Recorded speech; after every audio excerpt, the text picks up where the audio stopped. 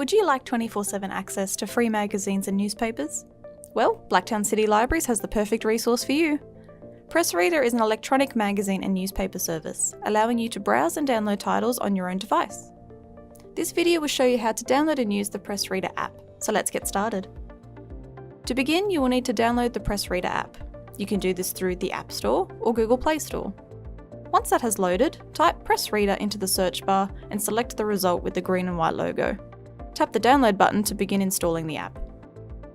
Once the app has downloaded, it should appear somewhere on your device homepage or screen. Select the Pressreader app icon to open it. To sign in, select the Libraries and Groups button. Then you will need to search for Blacktown City Libraries.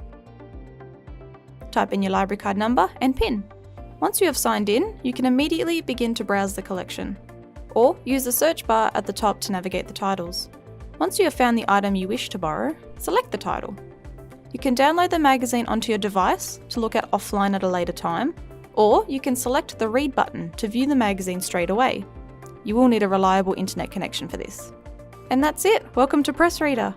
Feel free to contact library staff online, over the phone, or in person with any questions you may have.